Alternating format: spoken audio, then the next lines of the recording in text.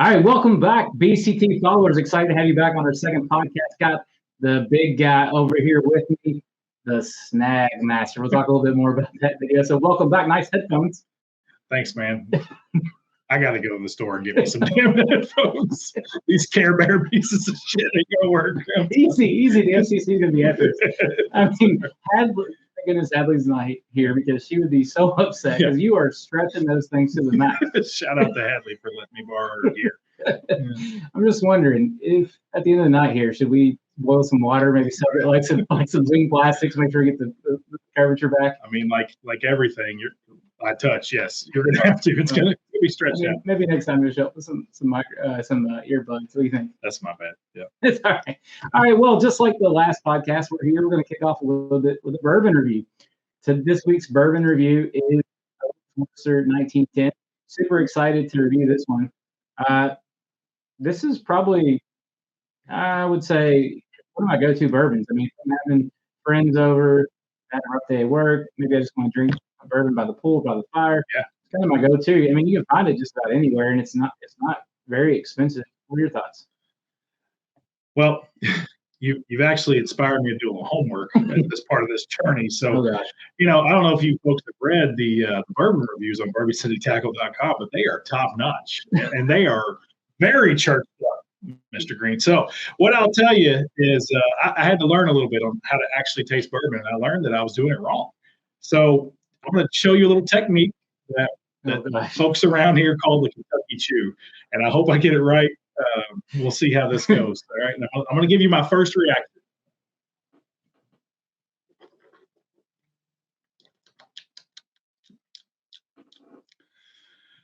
I got to be honest. I just taste bourbon. I don't know what you want from me. I'm not one of those guys that's like, oh, it's ashy. It's got an oak flavor. It's vanilla. I mean, I taste a little bit of that.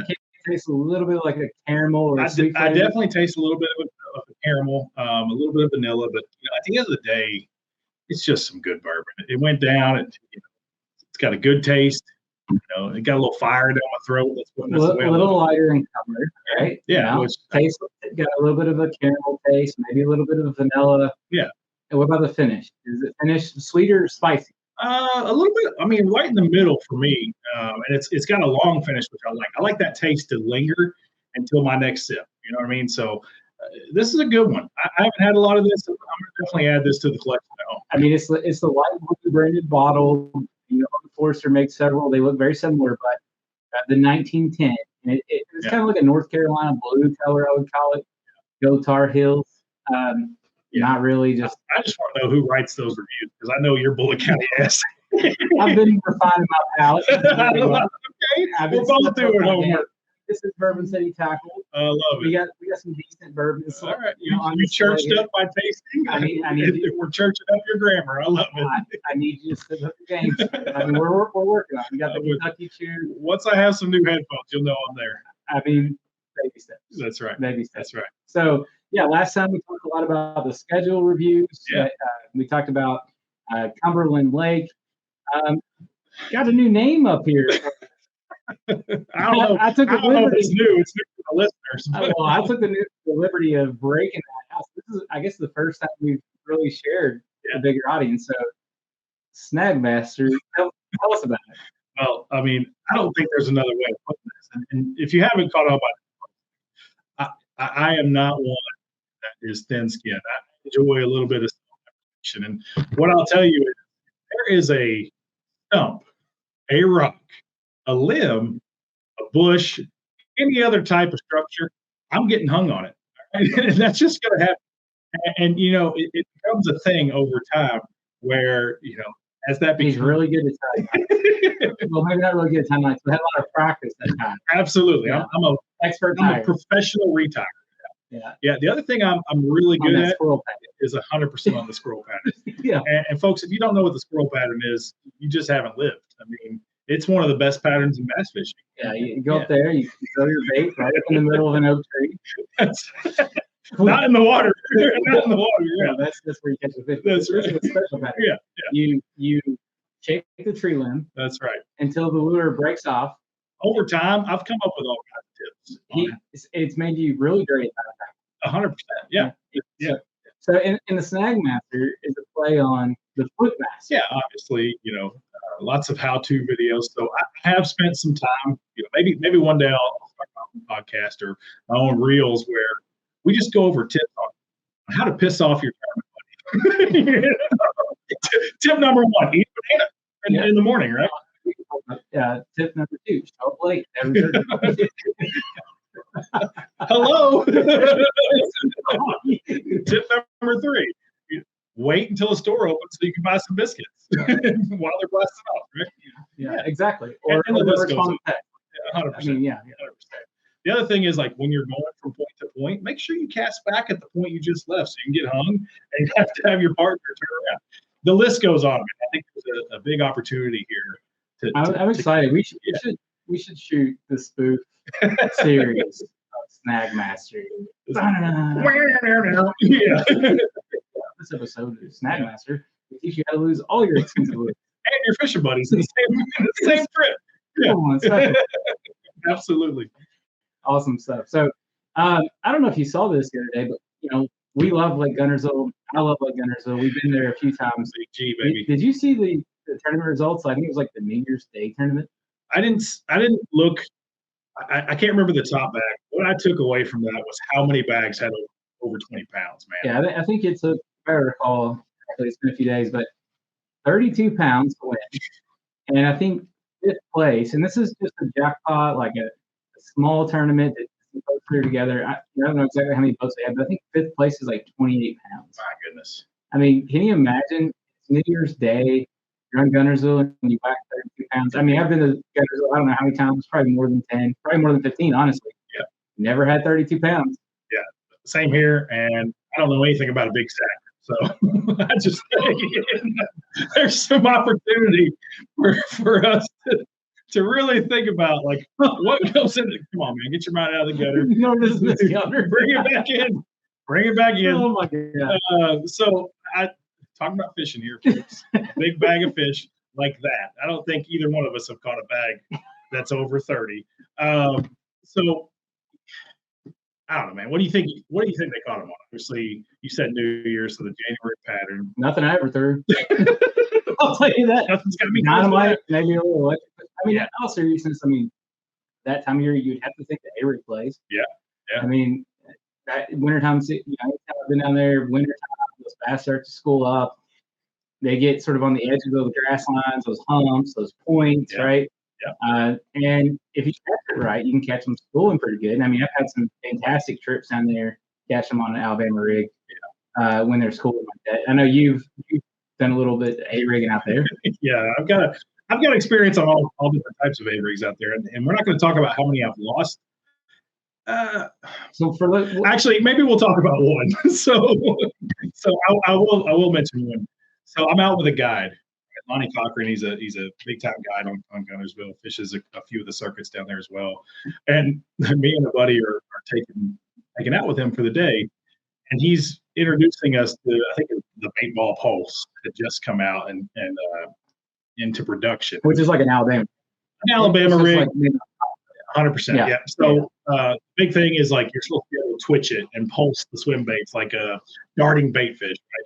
So Lonnie is talking to us for at least an hour about how this thing is, like, designed by him, like, hasn't come out yet. These are really important. And he gave you one? No, he didn't give you one. He screwed up. Yeah, he gave the Snag Master. He gave you the prototype? 100%. So I tie this thing on, and I think I cast approximately 3.2 casts. And I say 3.2 because about the third 3.2 casts, this A-rig snaps my line. It just goes flying about 100 yards. And Lonnie looks over and he's like, "Was that my damn prototype?" And honestly, I didn't know what to say. My buddy know you had the Snag Master. Yeah, and obviously Darren was with us. I heard about this all day. The guy calls Picasso and he's like, "Hey, some dumbass in the back of my boat just threw off my prototype. Can you send me another one?" Needless to say, I paid him back. I bought about 10 of those things. I don't. You're a bit of a tackle connoisseur. I mean, I don't think you passed a tackle shop or a Bass Pro Shops in your life. No. I have a problem, and if we want to get into it on this podcast, we can. But I definitely have a problem. Now you have a tackle store. You can not go to Bass Pro. You can buy it from BourbonCityTackle.com. Yeah, I'm about to be the #1 customer, folks. My wife, she's dreading this. So back to Lake Guntersville, and it's a good time down there. I mean, the lake. For you guys that haven't been to Lake Guntersville, it's a legendary lake. I mean, they've had so many tournaments. Awesome lake. At Lake Guntersville. It's kind of a legendary thing, and unlike the lakes that we fish around here, Guntersville has a lot of grass. I mean, in the middle of the lake, you're driving across the main river channel there, dead center of the lake, and it's 2-3 foot. I know, and it's crazy because the river channel can go from 30 feet and then 2 feet over to the left, you're in 3 foot of water. And also, it really fishes way different than anything around here. Yeah. Well, on that topic, one of the things I love about Guntersville I've always appreciated, I know you got me into Guntersville a few years back, we've been several times, is that really, there's so many different patterns that you can run on that lake, whether it's the grass, whether it's riprap. What's your favorite? I have to say the grass is probably my favorite. Really? Yeah, I really. I kind of put more of the cranking the riprap kind of guy. I do.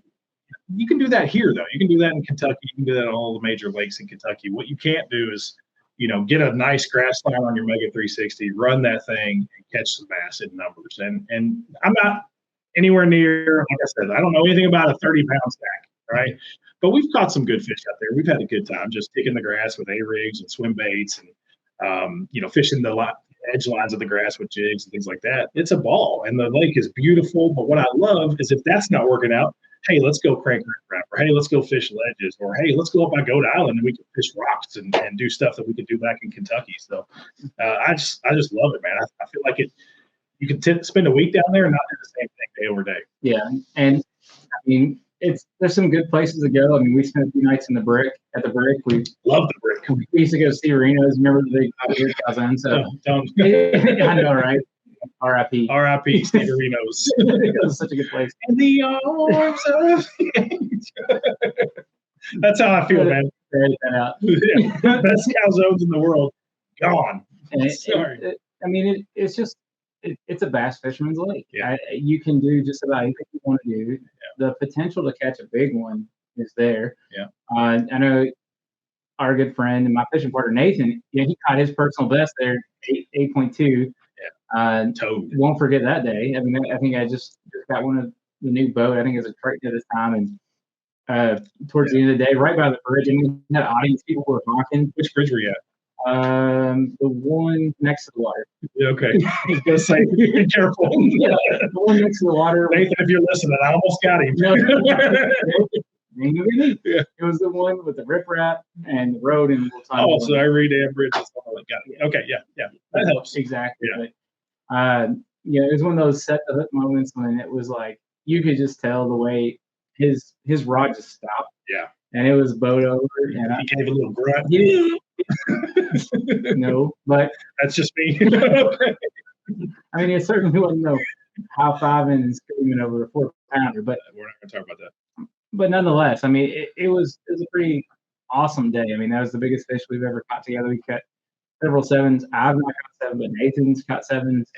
Yeah. Doe Valley, but that's a little bit different game, being a private lake. But yeah, if there's a big lake we're going to, I just think you can't beat the diversity, the different patterns. I agree. The culture is great down there. And I wouldn't just say to that point, I wouldn't just say it's a bass fisherman's lake. It's a bass fisherman's town, man. Like you can't throw a rock without hitting a tackle store or seeing something about bass fishing. I love it down there. So I can't wait to get back down. Hopefully we can make it down next month. Well, that and Chick's on fire, which is down that way, but on the bluegrass schedule, we got the Classic coming back. That's going to be another return in the fall. Yeah. And Guntersville's a big lake for the frog, and so that's a whole lot of fun. Yeah. And it's also very frustrating. So this past fall, we went down there, threw a frog quite a bit.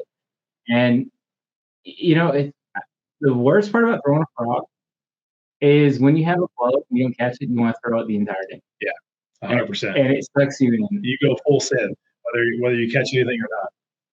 It's funny you mentioned that. I watched something, I think it was Brian Salzman, talking about frog fishing at Guntersville. and how he'll just roll into a fresh pad, the cheesy ones that we love that are popping, and he'll just. What do you mean by cheese? Oh man, where the grass mat's all goopy. It looks like green cottage cheese. Forgive my hand gestures there. That's how I describe it. Goopy. I don't know what to do with my hands. But I thought this was interesting because he said he'll mess with people. He'll go in there and just make blow-ups with his frog, and not even be catching fish. Just you've rode into a pocket and seen seen all the lines. So the grass mat's like, just to kind of explain, the grass is going all the way up to the top of the water, and it's kind of like a farm pond around here. Yeah. Where it's completely solid across the top, right? Of green algae and whatever. Or like a shit pond behind like the trailer parks you see. Yeah. Beautiful Kentucky. That's the Spencer County. Okay. I'm not from Kentucky. My bad. But the folks that listen out there will know you're talking about. Yeah, Bullitt County's not much better. Yeah. It's slightly better. But anyhow, so solid green like algae area, and then you see a hole, right? And so you're telling your buddy like, oh my gosh, that's where a big one came to try to eat something. But Guntersville's a great place. I can't believe New Year's Day, 32 pounds. We got to get down there soon. 100%. And we got to get down to Chick, too. I mean, it's the same deal. A-rigs on the grasslands in Chickamauga.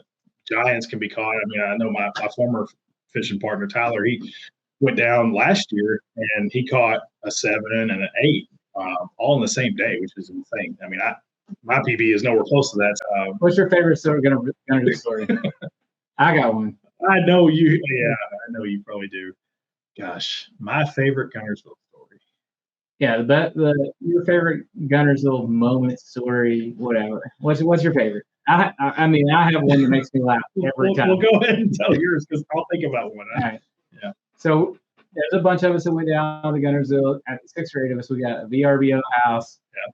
We're sitting around the kitchen table, and it was a nice place. It was right there on the right there by waterfront on the main lake side, and had a boathouse, which was awesome because you can drive your boat into it, like a garage at your house. Yeah, that's the only way to go. It's the best, right? Plug it in. And we're sitting around the table, and it's got like some outdoor patio furniture. I know where this is. Outdoor patio furniture. We're sitting around an outdoor patio furniture in the kitchen, right? Because like some of these places are kept up for fishermen, right? Yeah, so it's nice, but whatever. Yeah. So it's not the plastic one; it's like the aluminum one that has like the woven back chair. It's kind of popular. Yeah. And I remember it fondly. The snag, and I'll see if I can figure out how to add this photo. Oh, please no. The snag master over here sits down in one of these chairs, and them legs didn't like it. Yeah, that chair didn't stand a chance. It didn't stand a chance. I think the front legs went one way, the back legs went one way, and you were still sitting in the chair, and it went all the way to the floor. Well, and it like shrunk on me. It like squashed itself when it fell. It like wrapped around these hips. Some water on it, and these hips still alive, brother. So it shrunk right up. Yeah, not my proudest moment. I have a picture. His face is red as a beet, and he's got this look, and it's awesome. That's probably like one of the best Guntersville moments. And then I'd say the second one, I got to tell two. I have to tell two. Okay. I think when Nathan and I went down there, we were in the Charger then. And this thing had like the foam seats were ripped off. You remember that thing? I like this story. Yeah, go ahead. The foams were ripped off the seat.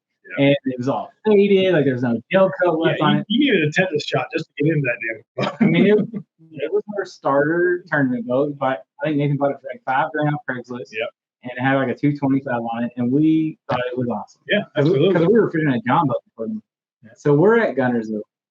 I think we're up in, I forget what creek it was. Maybe it's Beauchart or something. I don't recall. We were staying. Catching them up there? We were staying at kind of down towards water, and it's getting dark, and it's picturesque. I mean, the sunset couldn't be anything.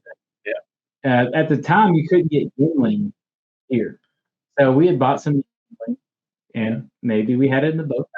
No, maybe not. Nathan and I are fishing. It's getting dark.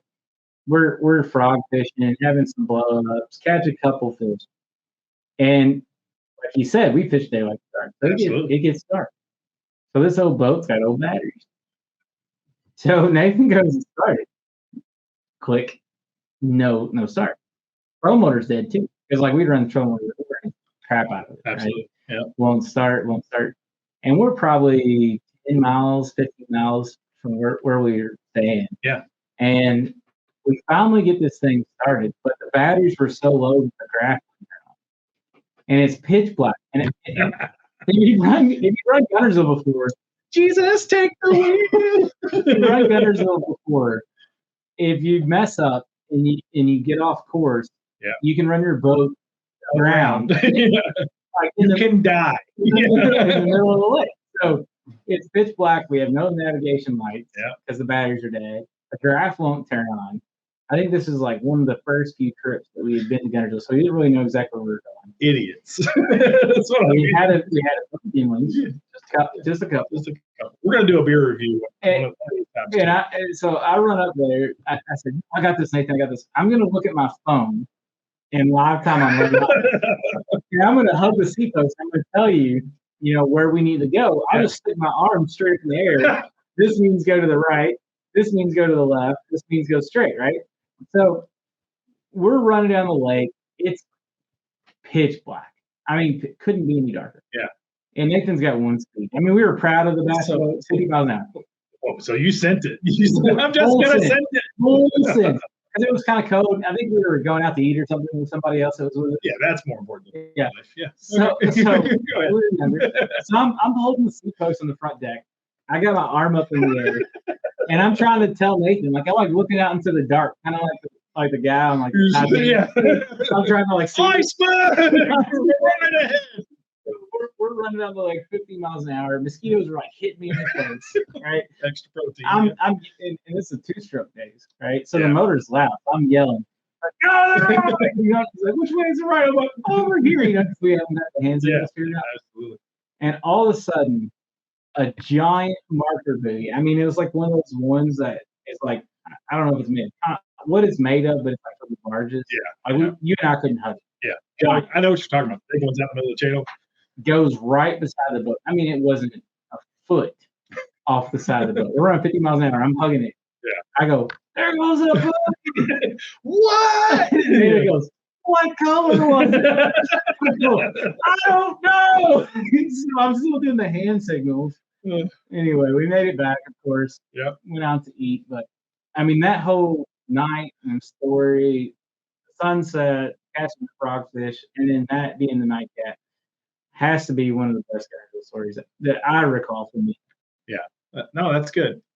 I think my favorite story is learning Rook for the first time ever, and absolutely. Dude, that's when we did permanent name. 100%. We spanked that ass. Like, just for the my viewers. pancreas has not been the same place. Like, it still hurts. That was the onset of that. Absolutely. There was 4 of us at the beer castle. Yeah. So for the viewers at home, we may or may not have taken down like 4 30 packs. I don't remember that. It was a stupid amount. It was less than that. However, this was years ago. Yeah, that's right.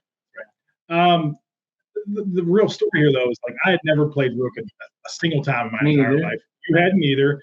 Our friends are teaching us the game, right? And then what did we proceed to do? I think you and I was just stomping. We just destroyed them. You and I were on a team, right? Absolutely, yeah. I think we played like 10 straight. I don't know if they beat us. It was. Nathan went up. No, the record was 7-3. Actually, he's the role official.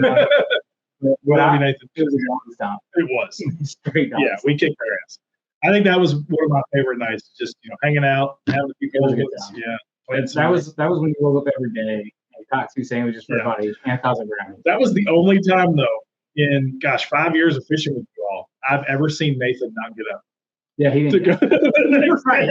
Yeah. Usually him and I are like 100%. You're gung ho. You're the drill sergeant, baby. You're like, we gotta go. The sun's coming up. I'm pissed if I'm not out there. Yeah. Usually just to paint you all an image, like we're still getting ready inside. Tyler's already taken the boat out of the boathouse and he's throwing a buzz bait around all the boathouses just because he's ready to run. You're on, dude. Yeah. One time he didn't get up early. Yeah, I knew he was hurting. He was like, "You're like, hey man, are you coming?" He's like, "Oh." Yeah, and it was his boat, which seemed better. So I'm just out running Gunnersville, I'm driving his boat. He's laying in bed. I said, just text me when you get up. Yeah. Great times. Yeah, that had to be my best. But be coming up on tournament season, usually every year I try to pick at least one pattern, maybe two, maybe a technique that I want to learn and expand on. I don't know if you do the same thing. I do. Yeah. What's your pattern this year? Well, we talked a lot about live scoping during our last podcast, so I won't talk about that. Obviously, that's a gap in my game, as I mentioned before. That's definitely something I want to get better at. But for me, you know, I've only been fishing like competitively for 4 or 5 years now. I mean, you got me hooked when you took me smallmouth fishing back when. So I'd say for me, bed fishing. I cannot wait for bed fishing. It's something I'm not good at.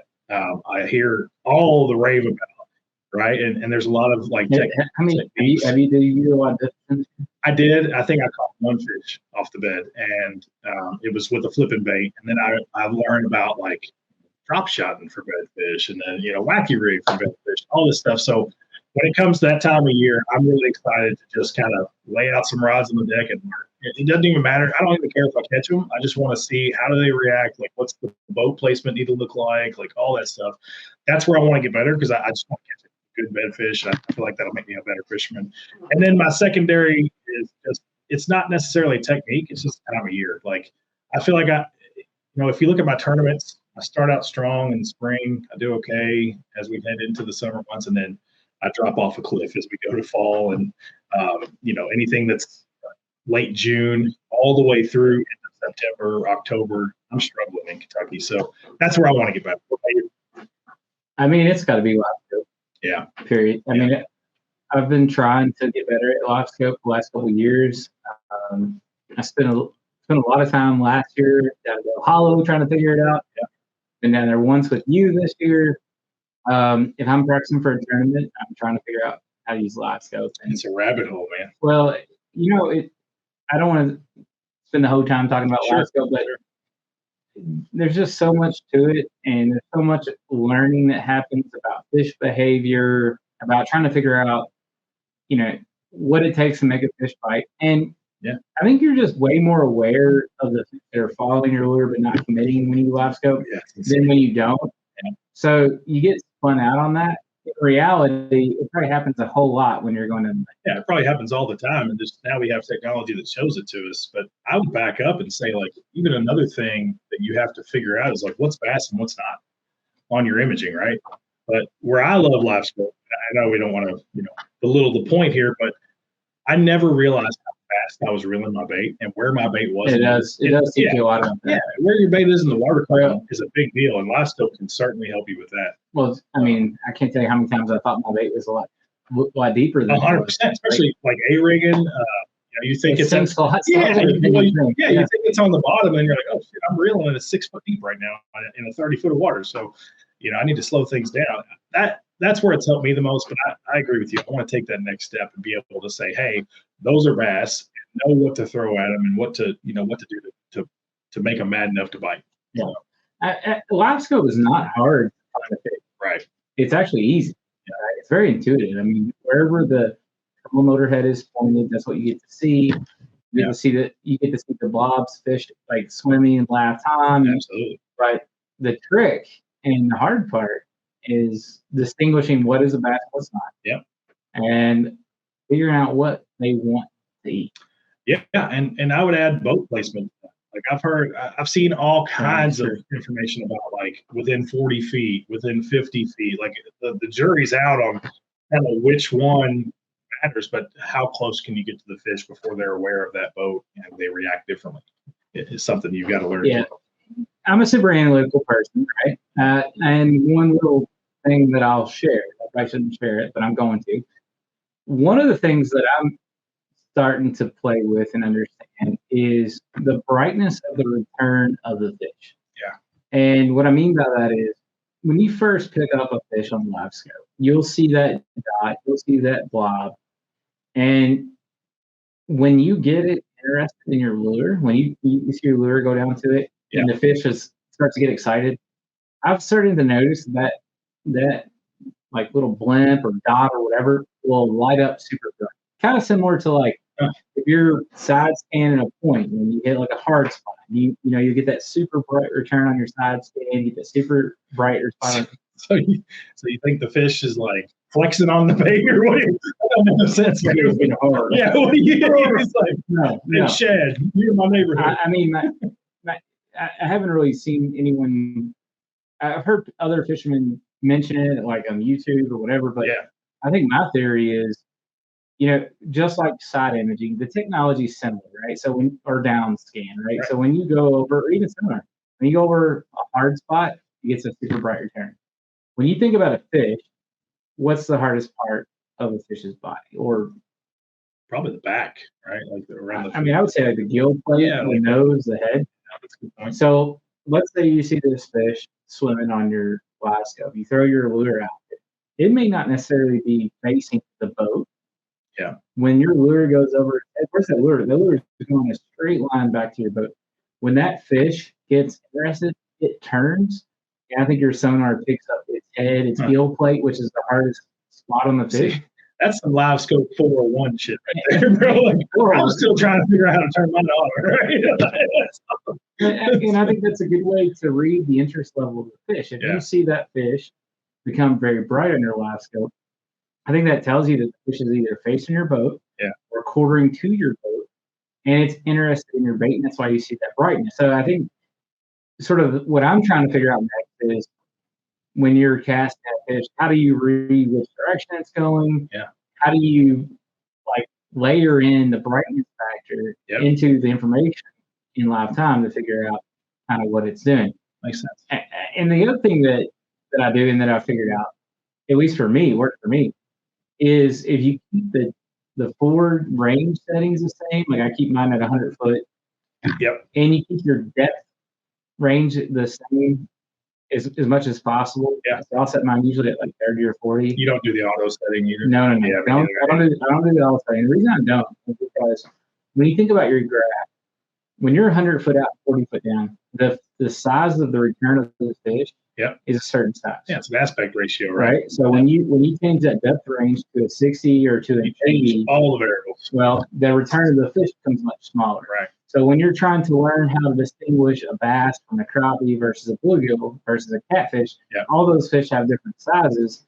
And if you keep your ranges the same, I think you can train yourself to pick up on what each size does. There's some consistency there. Exactly. Yeah. Just so you know, folks, we're not going to talk about live scope. Yeah. On this podcast.